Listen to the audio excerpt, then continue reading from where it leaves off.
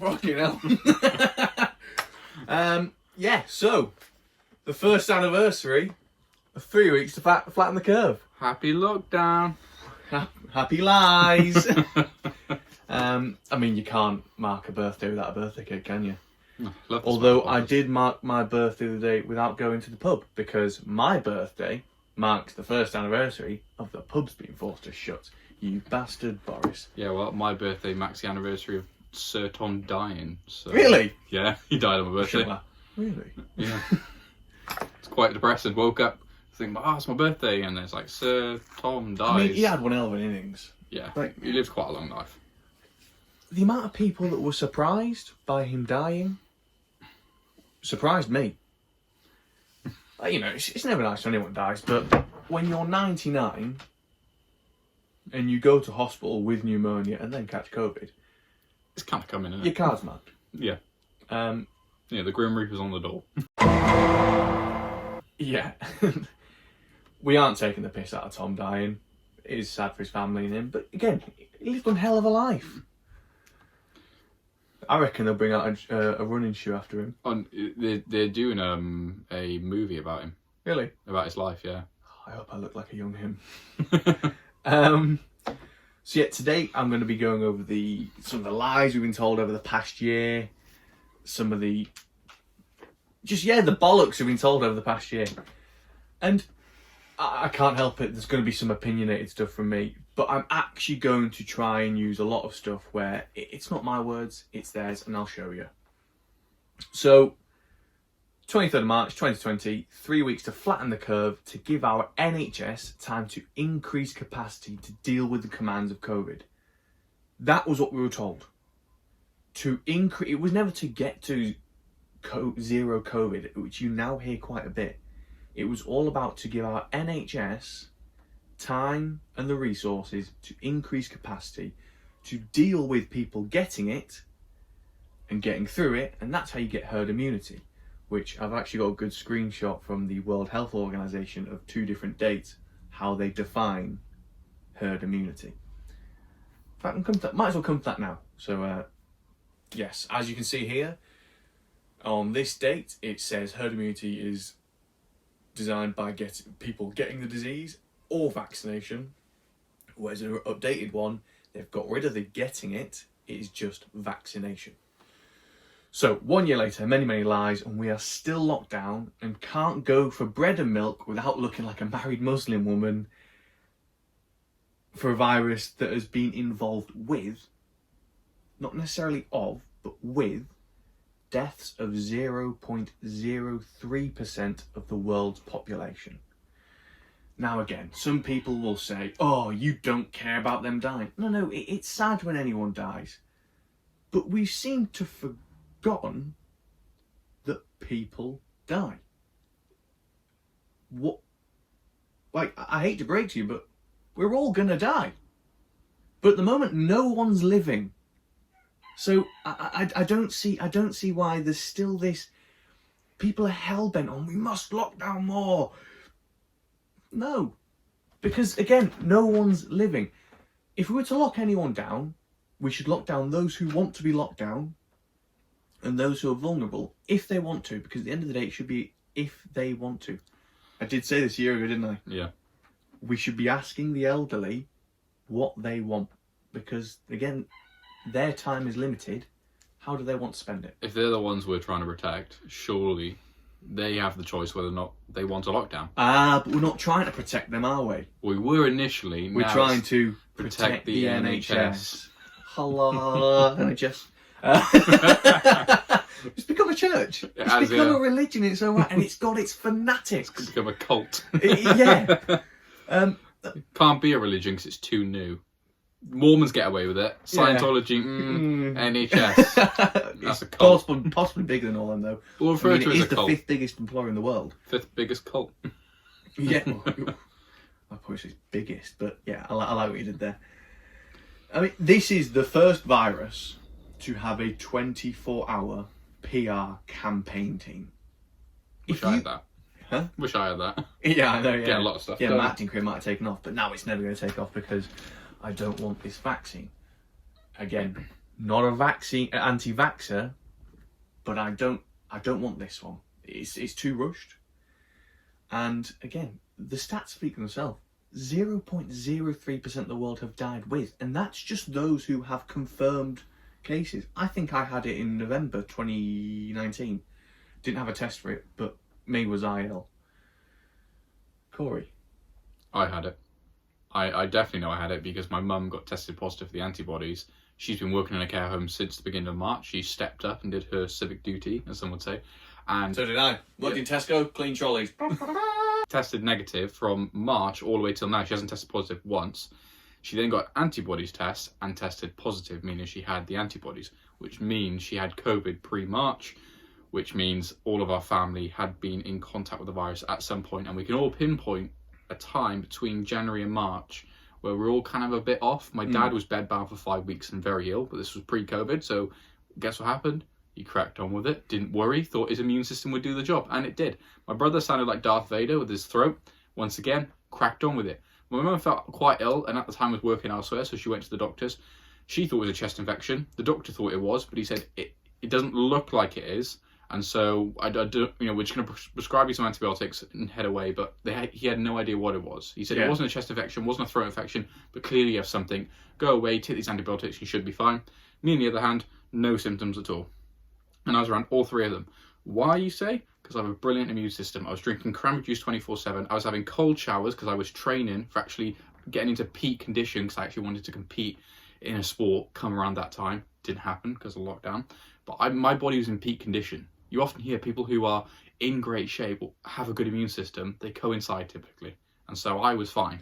Well, it's funny, mate. You're going to bring me on to something I was going to get onto later, but now you said it, it's in my head. It's recently come out a thing where, I don't see why it even had to come out. No shit, Sherlock. Obesity is the biggest threat for COVID. No fucking shit. If you're obese, you're unhealthy. Obesity is the biggest threat to any disease, period. It kills more people than COVID. Diabetes.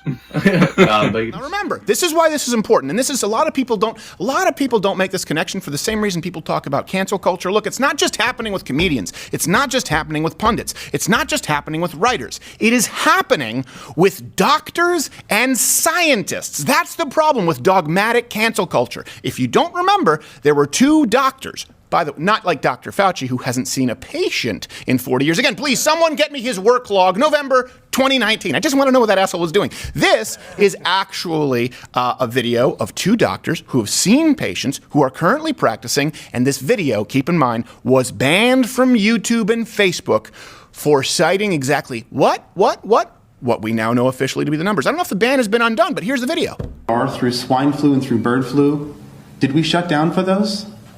Were they much less dangerous than COVID? Is the flu less dangerous than COVID? Let's look at the death rates. No, it's not. They're similar in prevalence and in death rate. What's interesting to me, too, is when someone dies in this country right now, they're not talking about the high blood pressure, the diabetes, the stroke. They say, did they die from COVID?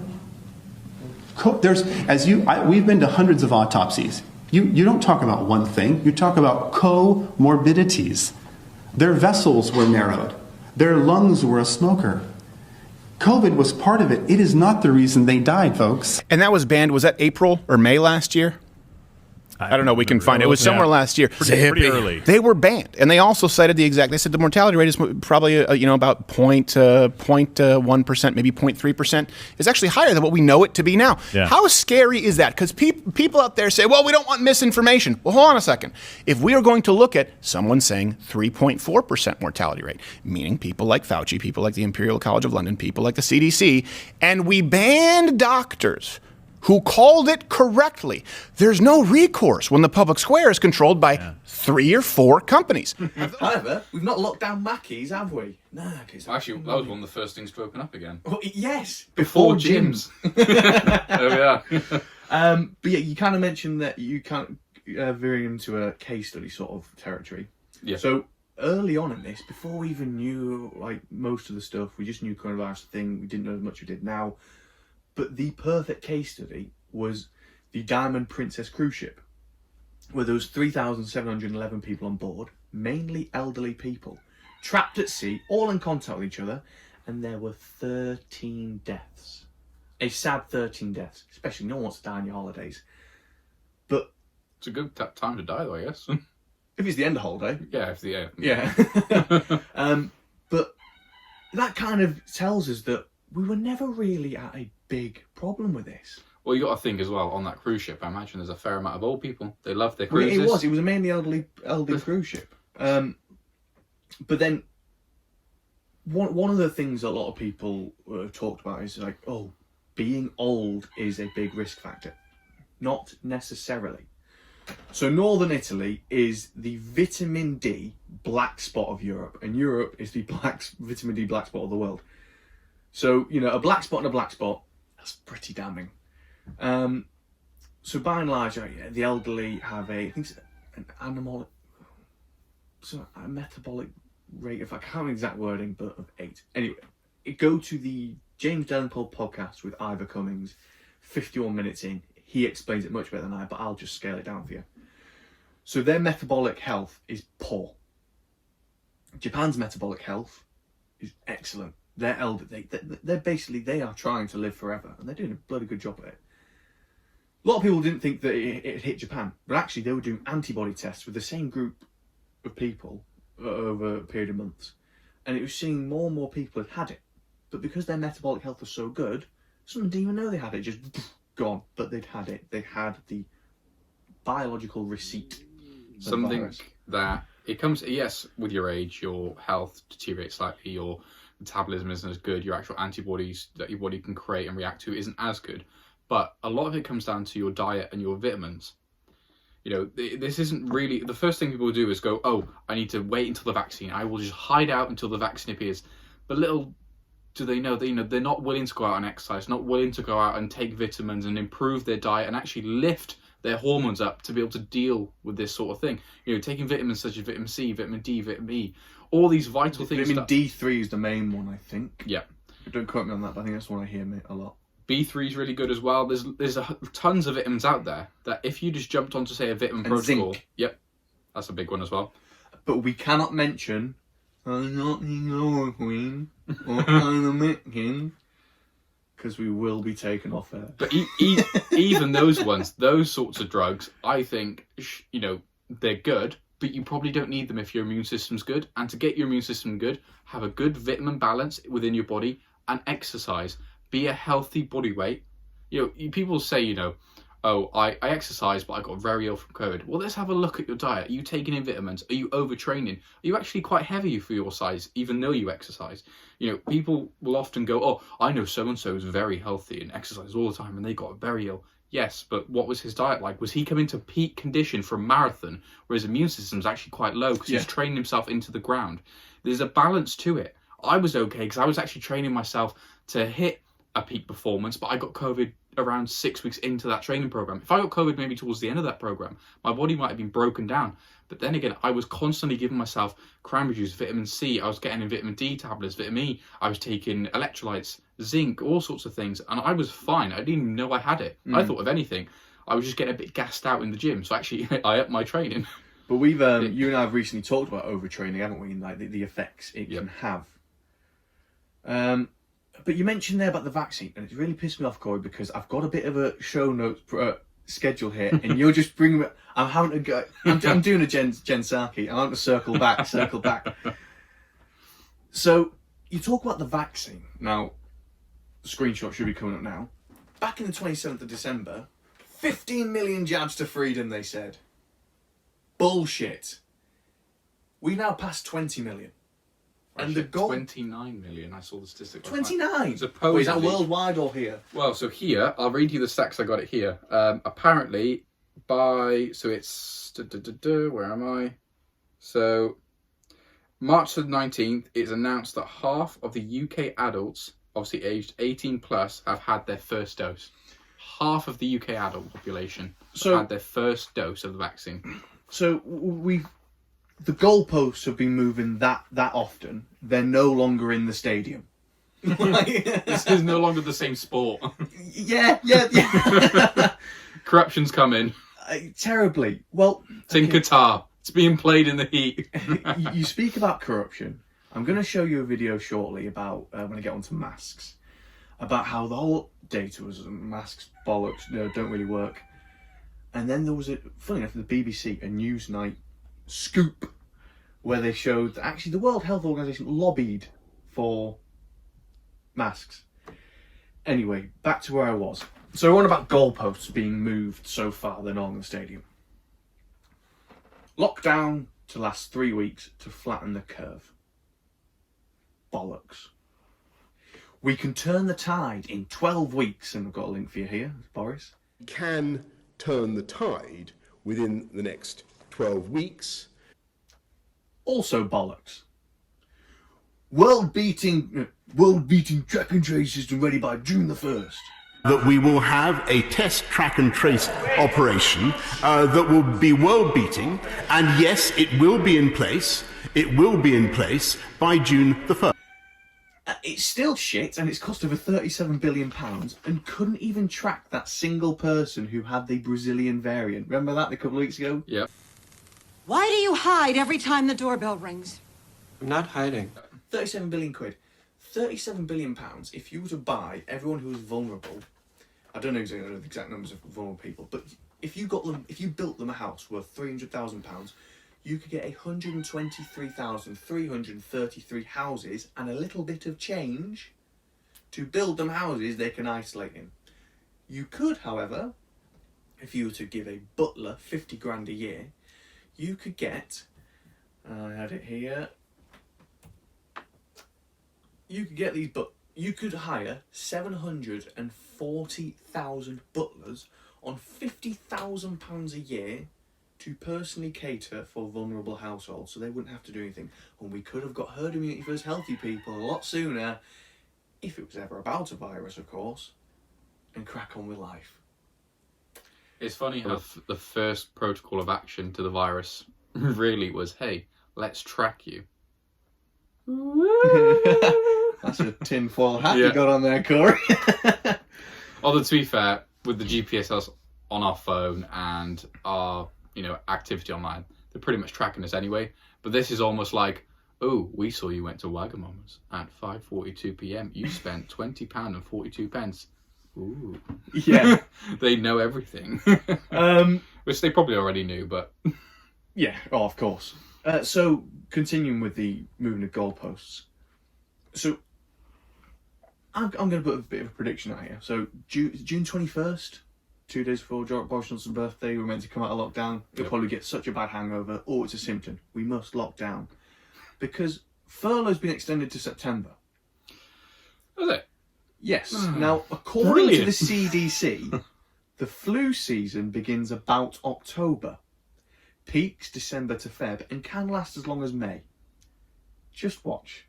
Chris Whitty's already talked about probably locking down in the winter of 2022. So it's not. I'm hoping you've not heard it here first, because it shouldn't be news to you, because I'm not the only one to talk about it. They said. So yeah, a second lockdown will be a disaster on September the 16th. Link. I don't want a second national lockdown. Clearly, they didn't have much power, as Boris Johnson's just said, because they put up less of a fight than the French in the 40s. I've never seen someone cave so quickly. He just wants to be liked. Yes, and so I'm going to go through a few pictures of the tiers here, of the dates and the tiers across the country. That's Is it TEIR or TIR? Not TIERS. I always spell but it they wrong. called a lot of TEARS. Yeah. Apostrophe. When you got an S at the end, it wants to be Iz's. You always put an apostrophe after the S. There you go, a bit of knowledge.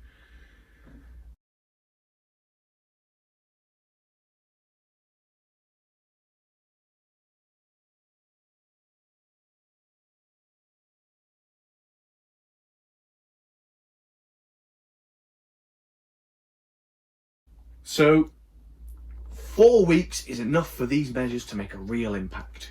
Again, we've got another clip for you here.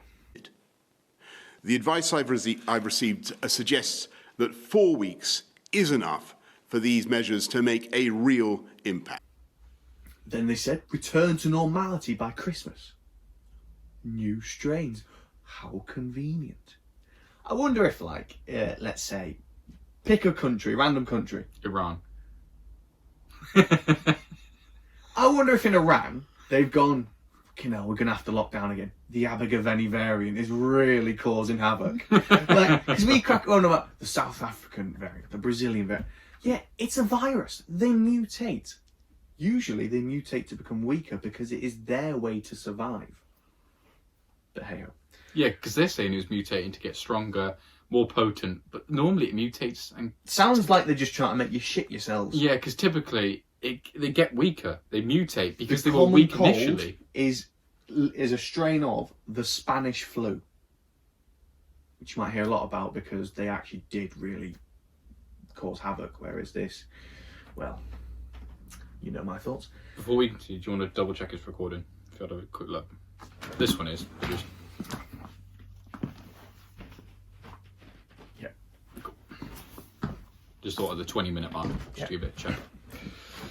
Just done a quick camera check, but anyway, yeah. Cancelling Christmas would be inhuman.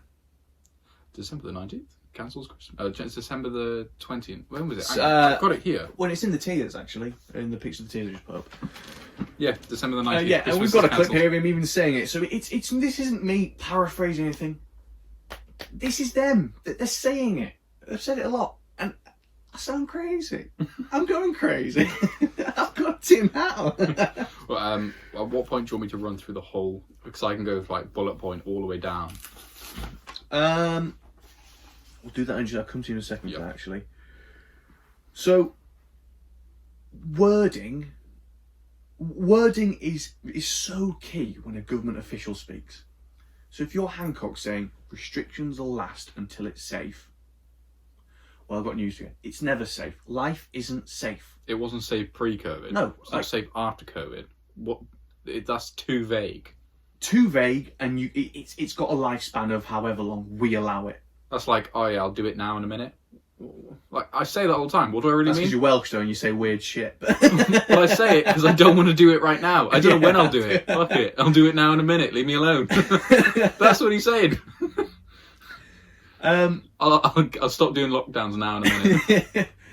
So what one of the most recent ones, and I remember telling you this actually, early January, when they shut the schools again, they've normalised kids not being in schools. Can you see how dangerous that is? And kids are, next to no kids have died from this. Healthy kids anyway. But there's been a very few, I can get you the crowd of show notes where they got the stats for that, but very few children have died. Sad as it is, more are suffering because of this. Again, I don't want to seem insensitive here, but as sad as it is, children die of a lot. Cancer, flu. Let's just go look at Africa, for sake.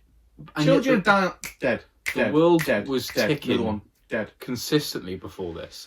It's just the moment we started tracking every death is when it became a problem. And blaming it all solely on COVID. No, that person's a fat fuck and they're going to die anyway. Again, not all, but the vast majority, they have something that was going to get them. So back to what I was saying there with the whole wording. Yeah, the most recent one. In January, early January, they said minimum 6 weeks. Now, a lot of people said to me, oh, it's just 6 weeks. I said, no, listen to the words. Minimum 6 weeks means it's going to be 6 weeks. And then some. Well, Boris said himself we're going to aim to have this controlled by February, mid-February. Then he goes, but we won't really see the results until around mid-March because of how the vaccines roll out. Yeah. So we're looking at even later than March. And then you're there like, now that you've said that and you've left a very vague open window, again, this will go on until June. Goes back to the 15 million jabs to freedom. When we got to the 15 million jabs point, they did a thing on the TV where they talked about how in a week's time they're going to talk about easing restrictions. So you hit 15 million jabs, let's talk about, in a week's time, talking about easing restrictions. I wonder how Boris saw the 50 million. Like, I wonder if he envisioned him with, like, the whole key to the city videos or someone cutting the red tape. And he's like, at the 50-minute jab, he'll cut the tape on number 10 and it'll open up the country. Yeah, he saw it as that. But his World Health Organization. And they hit 50 and then he's like, should we open up? He's like, no. It's CCP WHO Handler went, I've looked at the numbers. ooh, And conspiracy, man. Let's go to June the 21st. Life's going back to normal. But September, the furlough is extended to, okay. to put that into perspective for people, we thought the first lockdown was it, and then around. Yeah, because if lockdowns worked, we wouldn't need another. But If lockdowns don't work, we shouldn't be locking down. come into around October time, it was seen they had extended furlough till, was it April? And then we were like, April, March. But why have they extended to April? And then bam, lockdown November. Comes out of lockdown November, oh surely this won't be, bam, January, and lockdown again. Extended till September. And now apparently we're coming out in June. I don't know, mate. Seems a bit dodgy. Yeah. But yeah, Majid Nawaz, he's a guy who I disagree with on a lot of things, but my God, I respect the man so much because he always gives everyone a fair hearing, and even if it goes against his political beliefs, he will look into it and he will really give everything a fair hearing. Here he is. The government is asking for another 6 months to renew these powers. What does that mean? That means potentially 6 more months of lockdown. How do you well, you might be saying, well, Majid, how do you say that when the Prime Minister has said that we've got a roadmap and it's irreversible? Pay attention to the words, people. Pay attention to the words here. Irreversible is not the same as we haven't unlocked this particular aspect of the lockdown yet, and we're going to delay this particular aspect for another 5 months. You're not going back on your promise of irreversible there if you don't unlock it in the first place. Irreversible just means we're not going to go backwards. It doesn't tell you when they're going to move forwards, which is why he's worded it very carefully. He said that the lockdown and our freedoms will have them all back, and the lockdown will end by earliest June the 21st. The word there, use of the word earliest, doesn't mean we're going to get it on June the 21st. It could be July, it could be August, it could be September. The earliest is June the 21st. So you join that up with their request now. The government wants to extend the emergency powers of the Coronavirus Act for another 6 months. Add to that the fact that furlough is already extended until September. And I start worrying when I hear all of this and start seeing, hold on a minute, they've said they're going to lift these restrictions earliest June the 21st, but then they're signalling to us they want another 6 months of emergency powers, so they may not do it on June the 21st. The goalposts keep changing. You told us data and not dates, but you're not telling us that it doesn't work the other way around. When the data is in our favour suddenly, you want to stick to the dates. And so these emergency powers, there's absolutely no reason, if it is about data and not dates, that you need another 6 months of the Coronavirus Act. And don't even get me started on the Public Health Act, which is actually something that was passed a long time ago, many years ago, which already gave them the power for the lockdown, right? They want another 6 months on the extension of these emergency powers. I, for one, agree with Ian Duncan Smith there, the former leader of the Conservative Party, and he said clearly, why do you need another 6 months if that's the case? OK, let's give you 3 months. Let's give you until June the 21st to be charitable and generous and assume the best in you and assume you're not trying to change the goalposts. We'll give you 3 months if that's what you need. But then likewise, as we are saying, we can compromise. The government needs to compromise and say, right, we won't extend it beyond that. And proof of that we're not going to try and seek to extend this beyond June the 21st, so far as the data exists as it does, and the vaccine rollout is working, and to demonstrate to you our good intention as government, and to prove we aren't seeking to change the goalposts beyond June the 21st, we'll only grant these emergency powers an extension of 3 months. That makes sense, doesn't it? Just as Ian Duncan Smith suggested. Why do you need 6 months? Why do you need emergency powers taking you to September when suspiciously furlough also continues until? What is going on here? And the data doesn't back you up. Why do you want all these powers? These sorts of powers that allow you to detain anybody who, in the bill itself, it states, could be potentially infectious. That's Schedule 21 of the Coronavirus Act. Detain anybody that could be potentially infectious, including children. Potentially indefinitely in unidentified isolation facilities. Why do you need that power for another 6 months?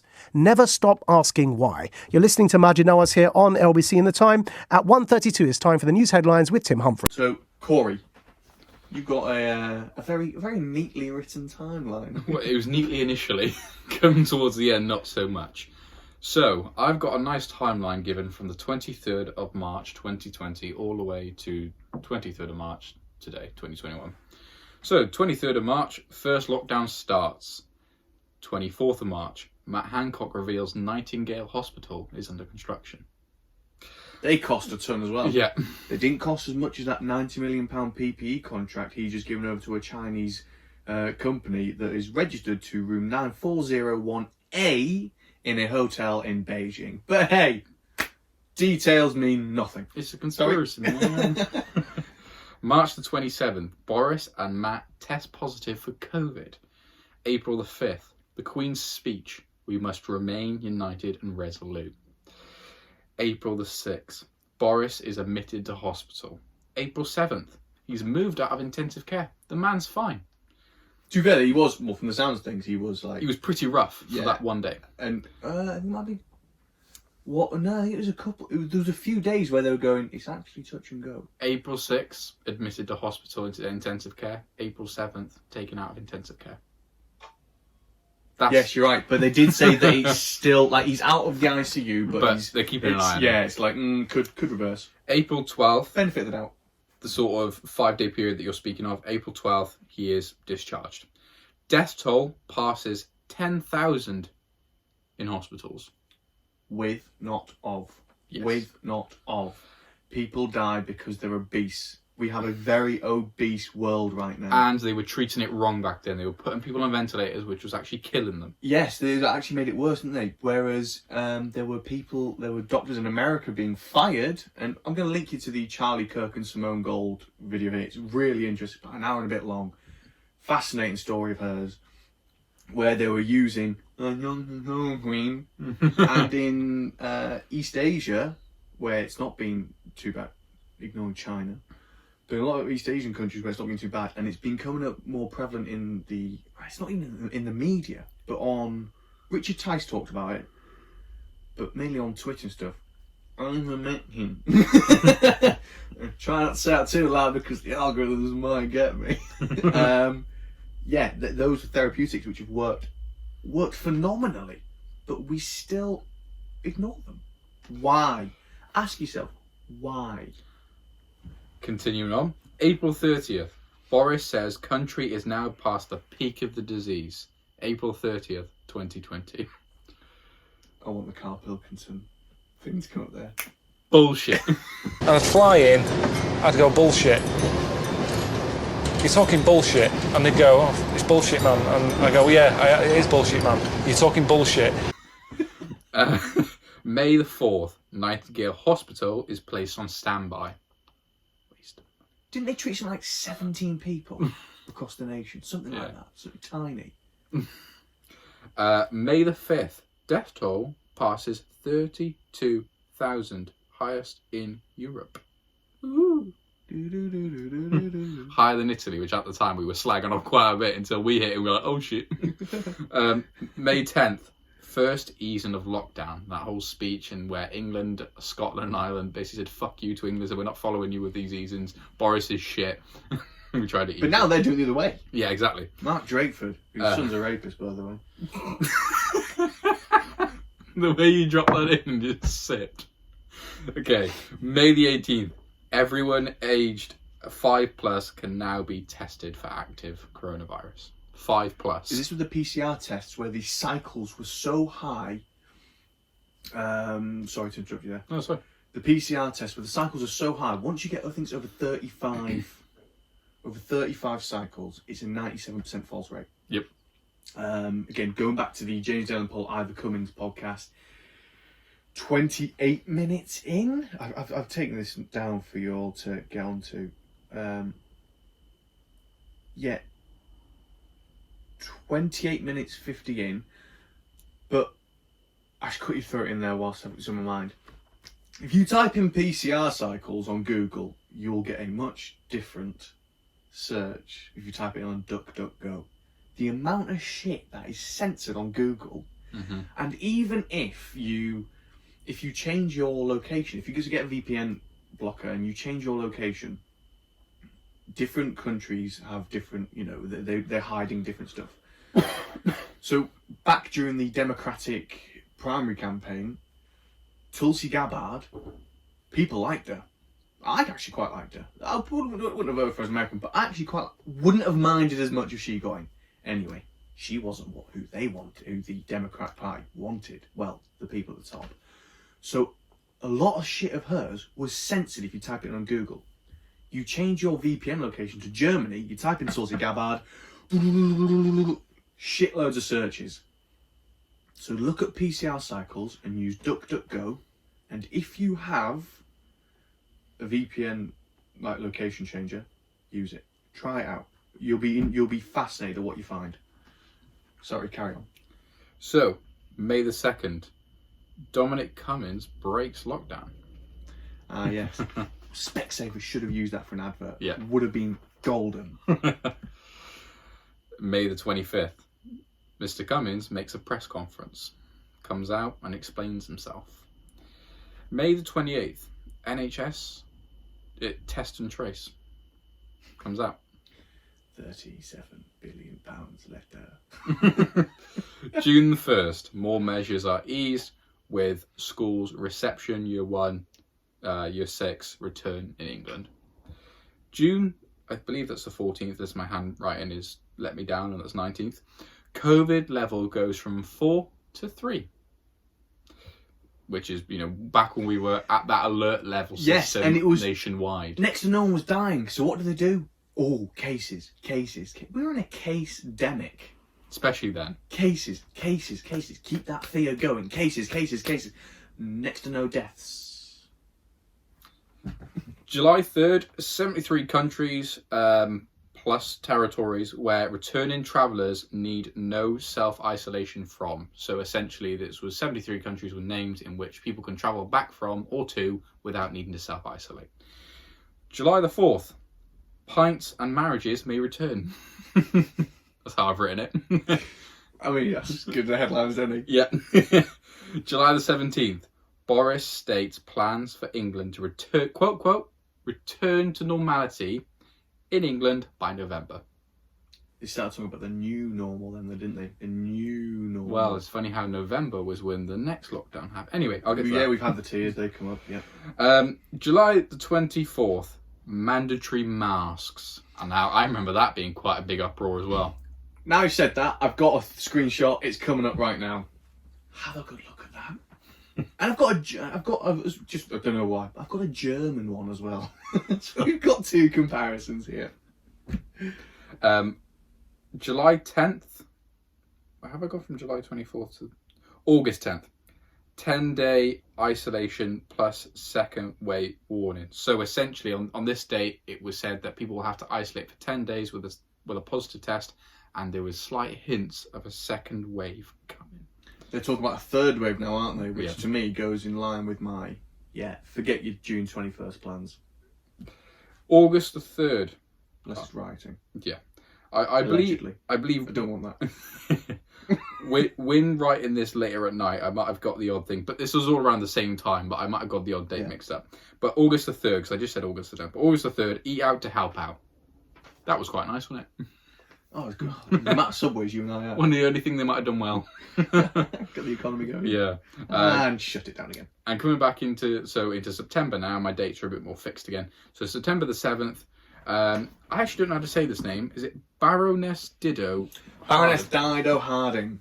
Baroness Dido. Next to no experience in the shit she's being asked to do, but my God, the weight of the country is on her shoulders. Baroness, what do you know? September the 7th, she denies that the test and trace is failing. She denies it. Which... Well, Baroness Dido Harding, it's now the 23rd of March, 1 year on from Fuchs to Flatten the Curve. And you're right, it's not failing. It has failed abysmally. We then get into September the 18th. Second wave has arrived.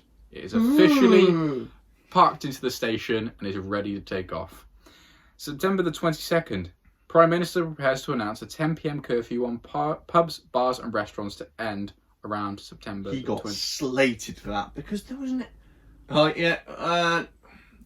The virus is working a night shift. We're going to have to be gone by 10. Yeah. No more than 6 of you as well. You're fine under 6. If you go to work or school, it's fine.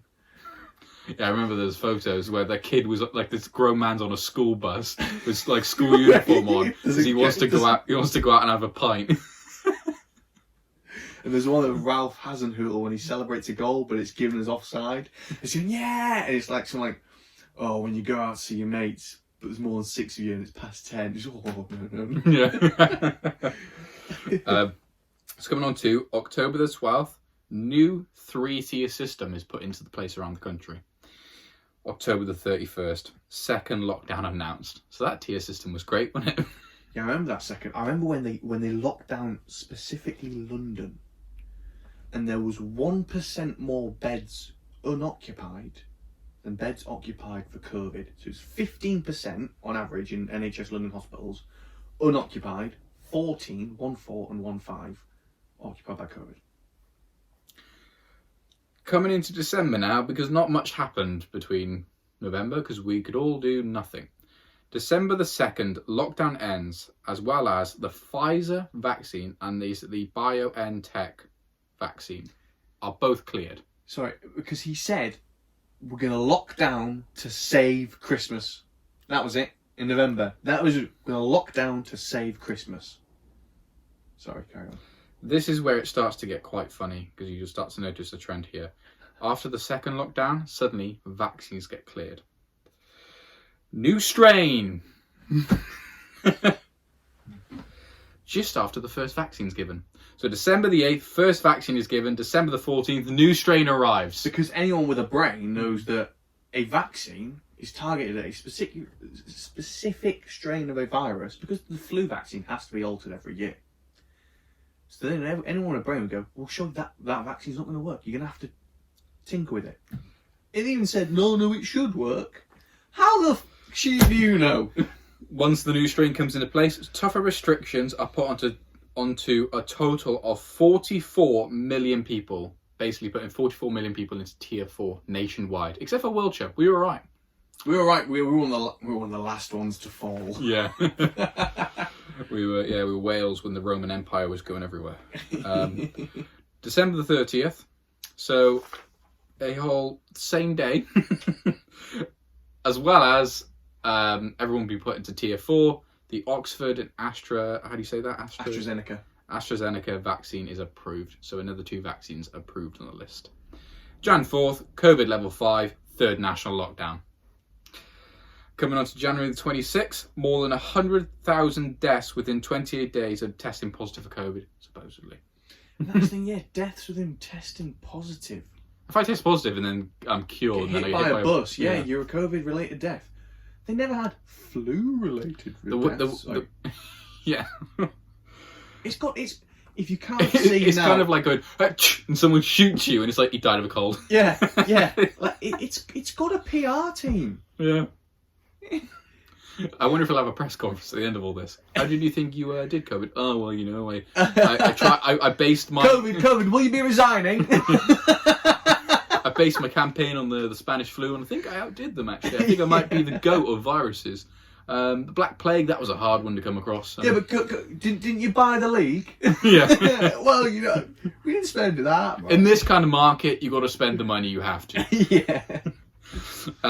February the 2nd, my birthday. Sir Tom dies. Happy day for me, sad day for the nation. Was it a happy day for you, though? Not really. I mean, I woke up to my girlfriend getting me a massage gun for like my muscles and stuff, and that actually helped quite a bit because I was on postural issues. They are good, recommend them. Yeah, so that was a good day, but then he died. For his and her pleasure. February 22nd, Boris gives a roadmap to how we can get out of this. AKA, here's what we'll feed you, so you're happy for a bit, but we've got a different idea. Yeah, because they bang on about, we're going by data, not dates. Data. And then we're 3 weeks ahead of schedule, aren't they? Because on Julia Hartley-Brewer's show. I'll see if I can get a link for it. Like, so, you know, I can't remember which MP she's talking to, but said, we are now 3 weeks ahead. So, if you're going by data, are we going to adjust the roadmap by 3 weeks? Oh, well, no, because, well, we don't quite know whether... You don't know much, do you? You see, I've already marked it in the calendar with a ballpoint pen. Yeah. And I don't want to get a new calendar. Yeah. If I would have done it a pencil, but it has that weird calendar paper where you can't really write with a pencil on it. So March the 5th, March the 8th, sorry, wonky handwriting as I get later on. March the 8th, schools open, as we know. Coming closer to now, March the 17th, the NHS leader warns of significant reduction. Now this is funny how when schools open, so supposedly there might be more risk, there might be cases surging.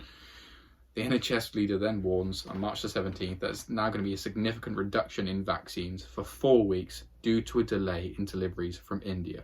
Now, here's the thing. Have they not heard of next day delivery?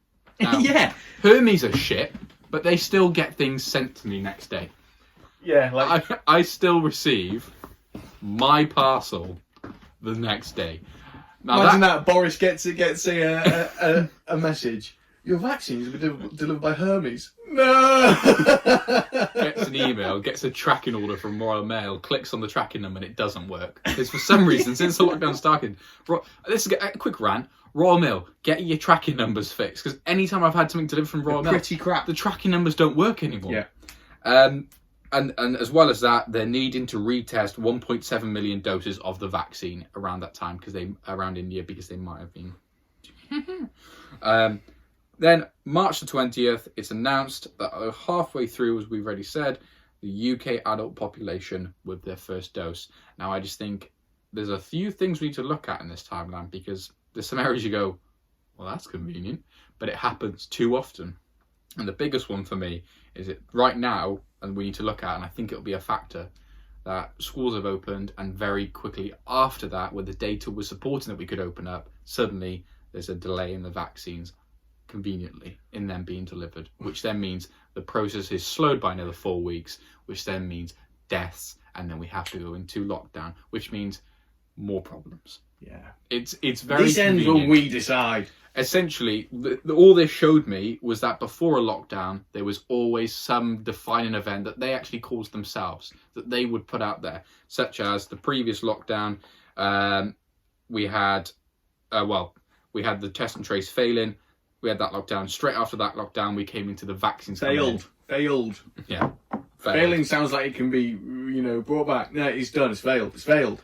We went into a lockdown because they feared the nation into this lockdown system. While in lockdown, they managed to get the deal done for these vaccines. It feels as though we got put into that lockdown more for a bargaining tool to get the vaccine. Well, Matt Hancock knows how to bargain. Am I right, Matt? Well, how much have you spent? I didn't actually note this down, but there were certain vaccines actually during these period of time, I should have wrote it down, being blocked.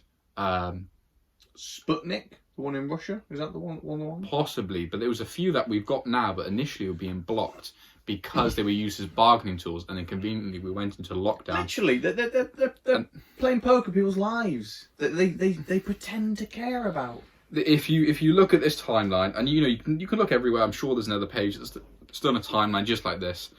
It's very clear that they're playing a game here. Yeah. That they're doing certain things because they have a plan. Right, we need the vaccine, but these countries aren't giving it to us because of Brexit. They're making it difficult. Right, we need to show them we're in dire strait. Second lockdown happens. Conveniently, the vaccine's then signed. So you get people. It's something like it takes 3 months to learn a new habit. Yep. People are getting demoralised so much to the point where they'll accept anything. It's like one of my best friends is like, I can't wait for us to go to the pub in the summer. I said, no, it's going to be shit. We're going to be confined to tables, a bit like I used to be at lunchtime at boarding school, where if you stand up to have a laugh, no, sit down. And he even said, and so many other people have said similar things with regards to taking the vaccine or even though they don't want it, don't feel they need it. They do it, because, it just gets us back to normal. It's like, no, but you shouldn't have to have your life restricted because the government's saying so. It's like, anything to get back to the pub, even if it is with restrictions. I just want to get back to the pub. Like, that's the point. You go 10 steps backwards to go 1 step forward, and you're happy about that 1 step forward. And then we go another 5 backwards. Yes, and it doesn't end until we decide. I don't know about you, Corb. I've already come to terms with the fact, if with all this shit keeps carrying on, I'm going to die a political death because I'm not going to shut up. Because who wants to live in this world? I'm not preparing for war, but when I was doing my workout the other day, I do that extra rep. A few difficult sets, I had war in my mind. I was like, extra rep, come on! Extra rep, knowing full well one day you might have to fight someone. Yeah. Is that your timeline? So that comes to the end of the timeline, and yeah, it's very eye-opening. I encourage people to go online and look at, just do a quick search, COVID lockdown timeline, and you'll probably find a page, because I went through a few, and this is how I gathered my timeline together. And it's just very surprising. There's a clear pattern of they have a problem, they lock down, and lockdown doesn't fix COVID, it fixes their problem to get more money or to get things rolled out. My biggest problem with all this is we're so reliant on a vaccine, and I was discussing with you the other day whether or not it is or isn't a vaccine. I've come around to terms, it isn't a vaccine. Isn't? Oh, we got him! Okay, let me quickly... Okay, so... This vaccine, will it stop me spreading COVID? They've already said no. Will it stop me contracting COVID? They've already said no. That's them after us. Yeah. They know. They've come for us. I have to do the round. This is the government working their magic powers. Yeah. I always think that when Alexa just turns off, it's because I've been too much of a dissenting voice. They've sent their midget spies to go now Yeah. and jump in and kick the blue tack off the... Yeah, so what's the jab for, we ask? They say to protect others. But you said it won't stop me getting it or giving it, so will this vaccine work? And then they've even said, we don't know, it's an experimental phase. And, then they go, oh, but it'll lower symptoms. To me, that's just an off the mark, like, oh, just shut them up. Just say it'll, yeah. So, if the masks work, why social distancing? If social distancing works, why masks? If the vaccine works, why masks and social distancing? Everyone who's had the vaccine, answer me this. How has your life changed for the better now? What can you do? I think they're going to try and pit people against the vaccinated and the unvaccinated. They'll tell the vaccinated we can't do things until the unvaccinated do things. So then we have that divide and conquer where we pit ourselves against each other. And I'm not an anti-vaxxer. We got rid of polio. We got rid of smallpox. Fantastic. Polio. But I am pro-immune system because mine works. Yeah. I reckon this vaccine is possibly a bit like an iPhone update. Yeah. The more updates you have, the shit in the battery life. Yeah, put it this way. Callum's got an iPhone XR, which is one above my phone, which is an iPhone X. Callum's got his recently. Your phone works fine. I've had mine for 3 years. If I even open Snapchat, Instagram, YouTube for more than 10 minutes, my phone goes to 50, 40, 30. Suddenly I'm on 20%. I have to live by a charger. It's very difficult. I was actually wondering just then, who would win, like in the war, vaccine versus anti-vaccine? Because this is what I was thinking. I was like, right, we have the immune system and probably the health on our side because we're all quite in shape, and normally probably the brains as well. But the trouble is, although the anti-vaxxer, the vaccinators and all that, the people who have the vaccines, a lot of them will tend to be out of shape and they had the vaccine because they had no other way to protect themselves from the virus, such yada yada yada. But an apple a day keeps the doctor away. What if they start to grow extra arms, or their immune system evolves, and suddenly we're fighting monsters? I think the cure for this, and it'll never happen. But you can't cure it. But I'm a PT, and I know this is a very cliche thing for a PT to say, but the cure is make your population healthy. The population itself needs to be healthy. Not let's feed them more drugs, let's pump them. The medical industry has been doing this for years, and it's wrong. My mum herself is reliant on diabetic pills, and I've managed to get her somewhat weaned off them with a diet itself, and she feels type 2 great. diabetes. There wasn't a fat person around. Whereas now, you literally can't move for a fat person because they're in the way. Yeah, if you go back, say, pre-fast food, before fast food came into everyone's lives, and where everything became more convenient, cars came about, people would often just sit from home and do things. Pre that era, yes, maybe the medical science wasn't there. Yes, we'd have certain struggles, but I think this virus, by and large, would struggle to hurt people. Often it wouldn't, well, first off, we wouldn't be able to track it. Already, the numbers are there. It's not hurting. The vast majority. To cure yourself from the virus, the best thing to do is be healthy, get in shape, and You know, there will be the odd person who will struggle with it, even if they're healthy. But then you have medical attention. Same way how, if you have the flu and you're healthy, but you need to go to the hospital, you go to the hospital. This isn't something where automatically you get the flu and they go, shit, stay indoors. Be healthy, and if you're one of those poor individuals that even when you're healthy you get ill, go get treatment. Yeah. That's what they're there for. Hospital is there to treat you when you can't treat yourself. But in the meantime, make sure you're in best stead for it. We shouldn't just be reliant straight on hospital, straight to the doctor. And this has become such a big habit for everyone. You get the slight bit of cold, I'm going to the GP now. Why? So GP sees and goes, oh, you got a bit of a cold, don't worry, mate. Just give it 3 days, you'll be fine. The amount of times my mum's taken me to the GP, or I know people have gone to the GP and they've come back with no treatment, just deal with it for a few more days. Yeah. We have become a population, a species that is, as soon as I get ill, I can't fight it, I must seek medical attention. And on the way back, go by the drive-through. Yeah. Actually, you go to the doctors after school. Like, if you had to go to the doctors when you're in school, your parent would take you, and then on the way back, the guy will go get you a Mackey's or something to treat you. Krispy Kreme are offering everyone who's had a vaccine a free donut.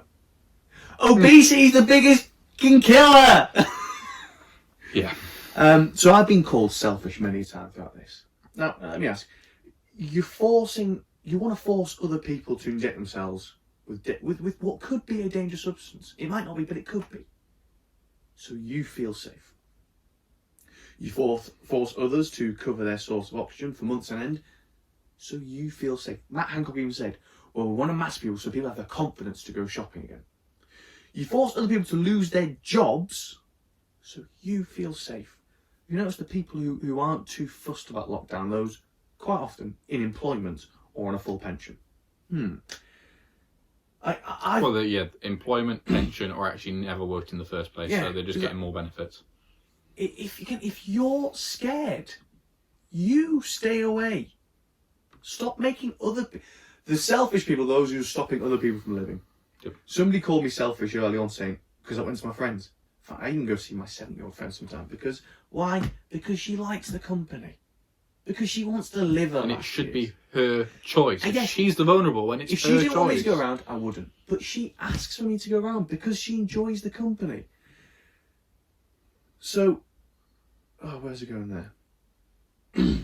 Yeah, so I was called selfish because I do things like that. The government not once closed the borders. And the south coast of England over the past year, the amount of dinghies have come in has looked like a reverse D-Day landings.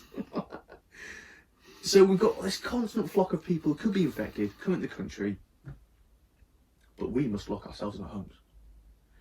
Now, we've not got long, so I want to quickly talk about Cuomo's Emmy, Florida, California, and then quickly about masks. I'll quickly do masks now because COVID, and you'll see now, is not airborne.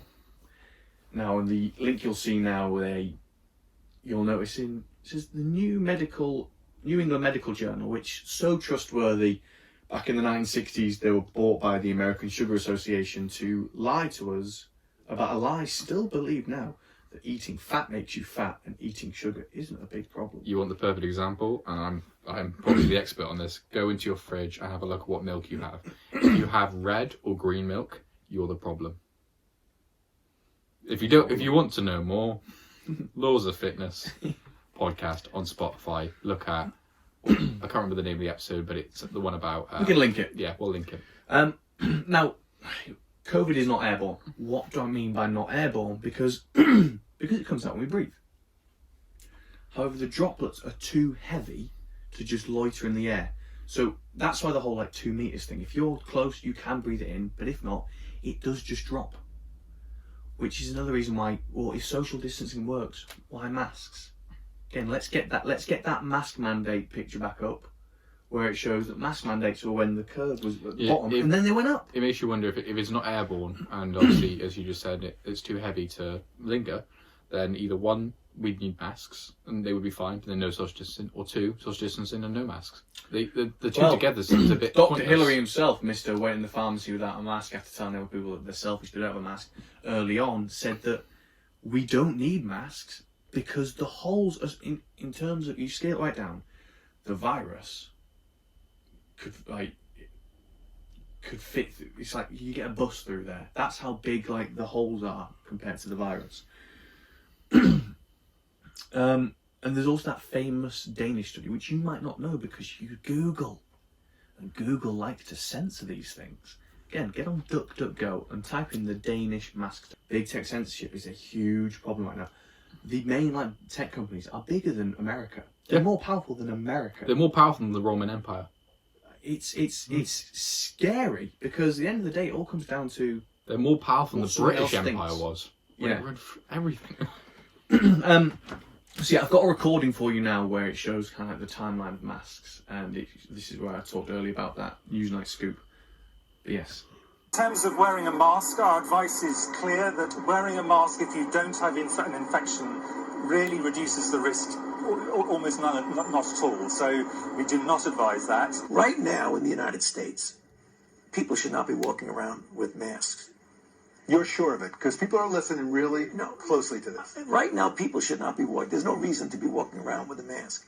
And often, there are unintended consequences. People keep fiddling with the mask and they keep touching their face. People tend to leave them on. They contaminate the face mask and then wipe it over something. So it's really not a good idea and doesn't help. There is no evidence that general wearing of face masks by the public who are well affects the spread of the disease in our society. The evidence on face masks has always been quite variable, quite weak, quite difficult to know exactly, and there's no real trials on it. And the evidence around the use of masks by the general public, especially outdoors, is extremely weak. The recommendation from SAGE is completely clear, which is that there is weak evidence of a small effect in which a face mask can prevent a source of infection going from somebody who is infected to the people around them. There was a statement by the World Health Organization, which was definitely against the wearing of muzzles.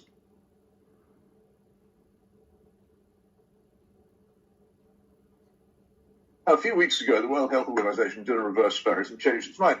And Deborah Cohen, of the medical correspondent Newsnight on the BBC, had an amazing scoop the other day. She actually discovered, she put it to the WHO, that her contacts inside the World Health Organization had told her that the position of the WHO on muzzles had been changed because of political pressure, not because of medical reasons. Newsnight understands that the World Health Organization committee that reviewed the evidence for the use of face coverings in public didn't back them. But after political lobbying, the WHO now recommends them. As of Monday, the 15th of June, face coverings will become mandatory on public transport. We've therefore come to the decision that face coverings should be mandatory in shops and... So now moving on to Cuomo getting his Emmy for his leadership. And did you see the cringeworthy video where it had American actors going, thank you for saving us? I tend to avoid it now because it pisses me off. And painful. Anyway, Cuomo's I think he's under federal investigation for killing people. And his brother can't interview him no longer. Yeah, his brother. Which one? It was pretty shameful. So Cuomo was putting sick people. As in, they were putting sick... We've got to tape for it. Tape for it now. Cuomo's policy of sending, and for people who don't know, the policy was forcing nursing homes to take sick patients. Not as bad as Michigan, and I'll explain that, but basically if someone was sick, senior citizen, they forced nursing homes to take them back and sent them through the nursing homes like a buzzsaw, but don't take my word for it. Governor Andrew Cuomo facing scrutiny, as he should, after finally reversing course for COVID-19 patients in nursing homes. But New York has had the highest rate of nursing home deaths, specifically, not just old deaths, nursing home deaths in any state. This is the policy that people don't understand, because I don't just want to play politics and say, okay, you happen to have more old people, like we said with Italy, so obviously the death toll is going to be worse. It's because of a proactive policy that forced nursing homes to take in infected patients to try and get them out of hospitals. But who cares? Putting sick people into nursing homes where the vulnerable are. Just a quick, for people who don't know Cuomo, do you want to give them a quick... Andrew Cuomo, he is the governor of New York. You might have seen him a lot. He talks quite slow. Everything's Trump's fault. His name's actually not Cuomo either. Do you know that? Is it not? No, his name is, but he changed it. If you look into the history of him, he's actually, he's not who he says he is. He changed his name to run as a specific profile. Andrew Cockface, that's what his name is. But yes, they put people in, sick people, in care homes. And then New York had a mass death death toll. Now they wanted to blame the Trump administration a lot, but they actually put in one, might be 2 hospital ships docked in New York to help them, reduce the pressure on the health service, and he refused it. And he's even admitted for political reasons. So quite frankly, I'd put him down for genocide. Governor of California, Gavin Newsom, after his stringent lockdowns, he was then spotted in, we've talked about this before in a previous podcast, spotted in the French Laundry, I think the restaurant's called, 27 other people. Anyway, he did an apology video where he's laughing and they said, my mistake showed you what you shouldn't do. Like a psychopath. A bit like Matt Hancock with his crying. I'm starting to get a bit rambly here, but this really does rile me up. So, Ron DeSantis, the Florida governor, we've got a clip here where basically they made it illegal for COVID positive patients to be put into nursing homes. And their death toll is so much lower. And they are open and living life to the full. My God, I'd love to go there now. Particularly those in long-term care facilities.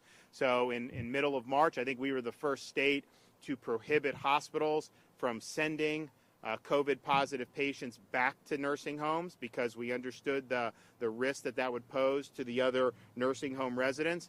We were the first state to create COVID-only nursing homes. We did 23 around the state at the peak of the pandemic over the summer for the state of Florida. This allowed a nursing home, if someone was COVID positive, to have a safe place to transfer and isolate the resident if need be. It also provided a hospital with a safe place to discharge. So we should probably wrap up now, but I forgot one thing. I want to finish off with a lot of our lockdown restrictions were caused by a guy called Professor Neil. 500,000 people will die if we do not lock down, but I'm going to get my mistress around even though I'm married, give her a right good shagging, Ferguson. Now, I've got a few screenshots here of his track record. Basically, he's got a worse track record for you football fans than Alan Pardew. The guy cannot get a win. Is it as bad as Steve Bruce? And at least Steve Bruce gets a couple of... he's good in the Championship. But, Championship manager. That's one. But Neil Ferguson is still driving the direction we're going in this country with COVID lockdowns. And he was caught out. He broke his own laws. They made things laws. And yet it's one rule for them and one law for them, one law for us. Always will be. Always will be. So, yeah, I've got a bit rambly in that. But today does mark the first anniversary of 3 weeks to flatten the curve. Ended. Mark Twain said, "It's easy to fool people. It's harder to convince people they've been fooled." Yep. Now, I do sympathise every death, I really do. But quite frankly, my loyalty does lie with the living, and I sympathise more with those women trapped in bad homes with an angry husband who can't go to the pub because it's shut, so he's drinking home and he's getting angry and he's beating her.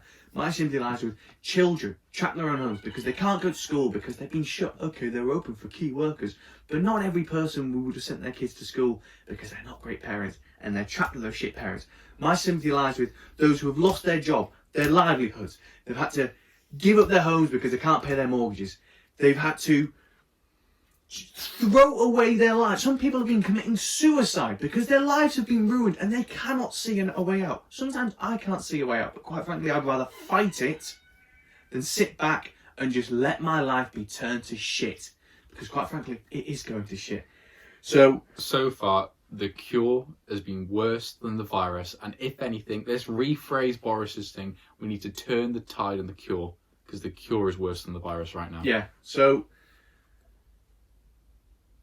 put your masks on and go and enjoy another year. This mask that doesn't work, by the way, but hey ho, fuck it. Bye.